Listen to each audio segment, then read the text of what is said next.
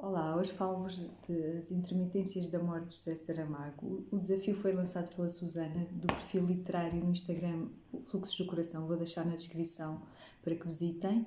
Segui a sugestão da Tatiana Feltrin para começar por este livro em específico, por ser mais simples, talvez, e também porque na minha leitura desta história, não me deparei com nada dos medos incutidos ao longo de tantos anos de que Saramago é difícil de ler, que os parágrafos não têm fim, que não têm pontuação, que não se percebe quem fala.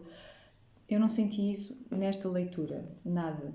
E eu também não fui obrigada a ler o Memorial do Convento no secundário, fui obrigada a ler outras obras, mas não nenhuma de Saramago. Então, gostei muito, muito divertido, aconselho, recomendo vivamente. E porquê? Porque num país com 10 milhões de habitantes, que não é especificado qual é, nem se é real, à meia-noite do primeiro dia do ano, as pessoas pararam de morrer. A começar pela Rainha Mãe, porque neste país há um primeiro-ministro, mas também há uma rainha. A Rainha Mãe, que estava quase a morrer, simplesmente não morreu. Então, o príncipe herdeiro está à cabeceira da cama à espera que a mãe morra para que ele possa ser coroado, mas a mãe não morre. Assim como todas as pessoas tiveram acidentes de viação durante a passagem de ano, que infelizmente é caracterizada por várias perdas devido ao excesso de álcool, velocidade, distração, cansaço e tudo o que nós já conhecemos, não é? Essas pessoas não morrem, mas ficam naquele estado, todas estropiadas ou em coma, mas ficam vivas, mantêm-se vivas. O que é que acontece? Neste país não há mar. Há 3 países que fazem fronteira com este país. Nos outros 3 países as pessoas continuam a morrer, mas neste país não. Então, imaginemos o que é que as pessoas começam a pensar o primeiro-ministro também não sabe o que é que vai acontecer. A imprensa entrevista uma pessoa, o primeiro entrevistado diz: o meu pai estava para morrer, mas parece que se arrependeu. E foi mal interpretado. O que é que aconteceu? Criou-se um movimento de que para viver basta querer. Aqueles movimentos um pouco ridículos, sempre que há algo novo ou estranho, e surgem e então basicamente percebe-se que toda a gente que morreu anteriormente simplesmente não tinham vontade de viver e por isso é preciso a vontade de viver para não morrer. Uma viúva relativamente há pouco tempo tinha perdido o seu marido, então para celebrar a imortalidade colocou uma bandeira na sua varanda e isso causou que as outras pessoas que celebravam esta imortalidade também pusessem bandeiras à varanda e depois começa aquele jogo de ver quem é que não põe a bandeira à varanda, então não é patriota, aqueles exageros de sempre. E o que é que também se passa? Passa-se que num país em que as pessoas não morrem, há demasiadas pessoas nos hospitais, mais do que o costume, uma sobrelotação. Os lares do Feliz Ocásio têm cada vez mais pessoas que não vão morrer, portanto, a dada altura, até os funcionários e diretores dizem: então, enquanto chegar a nossa vez de ficar num lar, também não vai haver vaga para nós. Falam da construção de um edifício como a Torre de Babel, uma vez que não vai ter fim a vida de ninguém. Os coveiros deixam de trabalhar, as agências funerárias deixam de ter serviços, um negócio desde sempre lucrativo, porque todos vamos morrer, todos vamos precisar de um serviço funerário. As companhias de seguros também estão a ver-se aflitas, porque as pessoas, vendo que não morrem, deixam de pagar os prémios mensais. E todas estas entidades vão dirigir-se ao primeiro-ministro, que tenta ver como é que se vai resolver toda esta situação. Entretanto, uma família de agricultores pobres numa aldeia tem um velhote e um bebê. E o que é que acontece? É uma família composta por 2 irmãs, filhas desse senhor que está doente, o marido de uma das irmãs que está presente, o marido da irmã, que é mãe do bebê, que tem uma condição de saúde muito frágil e incurável, o marido desta irmã não está presente, está fora, e o pai destas duas senhoras diz-lhes: bem, não se morre cá, mas morre-se nos outros países fronteiriços, portanto levem-me à fronteira para eu morrer. E é assim que fazem. Vão as duas irmãs, o genro e o bebê também, para que o senhor mais velho e o bebê morram e descansem, como se costuma dizer. E então decidem partir na calada da noite na carroça, mas umzinho estava à espreita, viu que a carroça ia com aquelas pessoas e que voltou apenas com 3. No dia seguinte, esse vizinho aborda o genro do senhor que morreu na fronteira.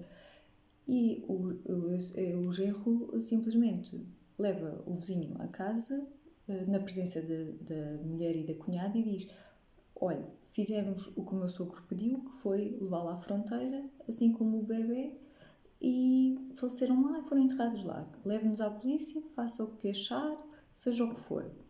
Mas não lhes acontece nada, pelo contrário, esta história é sabida, vem a conhecimento do resto da população do país e outras famílias decidem fazer o mesmo. Nem todas pelas mesmas razões, nem todas a pedido de alguém moribundo, muitas para se desfazerem de fardos que já não lhes interessa cuidar. E então, nesta situação, o primeiro-ministro decide colocar, e o ministro do Interior decidem colocar vigilantes nas populações, não é? Nas povoações, mas atenção, é só para averiguar quem é que é legítimo de morrer, porque esses vigilantes estão como que inativos, ou seja, é mesmo só para verificar quais é que merecem morrer e quais é que estão só a ser despachados.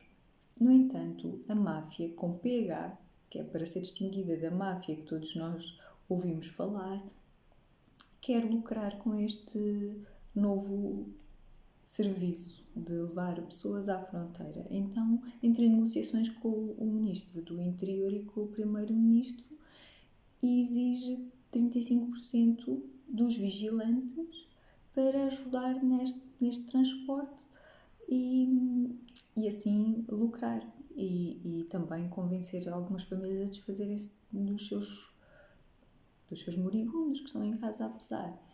E então tudo isto começa a ser um pouco estranho, mas é assim que se sucede. Entretanto, passam 7 meses e a morte, com letra minúscula, volta a trabalhar, mas antes envia uma carta num subscrito cor de violeta ao diretor de uma televisão, a dizer que a partir da meia-noite daquele dia as pessoas que estavam para morrer vão morrer. O diretor, muito assustado, vai falar com o primeiro-ministro, decidem que o próprio diretor da televisão vai ler a carta no telejornal da noite e as pessoas levam um grande susto porque das 9 à meia-noite tem ali 3 horas de pânico e à meia-noite todos os que estavam para morrer morrem efetivamente.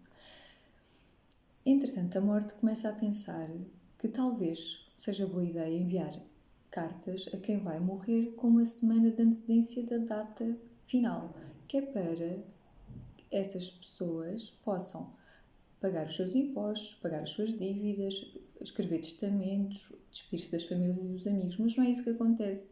A maior parte das pessoas recebe essa carta ou entra em pânico e optam por viver aqueles últimos dias de formas muito diferentes, nomeadamente em orgias e com drogas e álcool, etc., para ver se enganam a morte. Alguns decidem até optar pelo suicídio, muitos deles no último dia, para que sejam eles a mandar na sua vida e darem a volta à morte. Enfim, mas é assim que começa a proceder a morte com a letra minúscula. Entretanto, nessas cartas que seguem, há uma que volta pelo menos 3 vezes à procedência e a morte, já assim, acha aquilo tudo muito estranho, decidir conhecer a pessoa, ver quem é e porque é que a carta não está a produzir o efeito, porque é preciso que as pessoas abram a carta para serem preparadas para dali a 8 dias falecerem. Então este destinatário é um violoncelista pelo qual a morte se apaixona e durante uma semana decide ausentar-se e encarrega a gadanha, que nunca lhe responde, de enviar as cartas que ela já deixou preparadas para o envio naquela semana. Então a morte transforma-se em humana e vai visitar o tal violoncelista. A partir daqui deixo para a vossa experiência de leitura porque vale a pena e o fim é muito inesperado.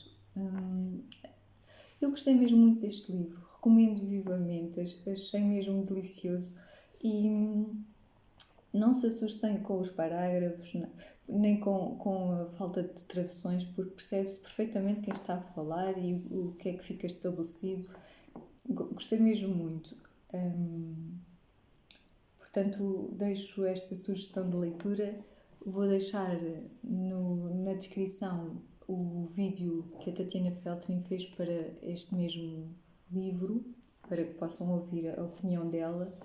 E o próximo livro de Saramago que lerei será o Evangelho segundo Jesus Cristo. Depois farei um vídeo a falar desse mesmo livro. Obrigada.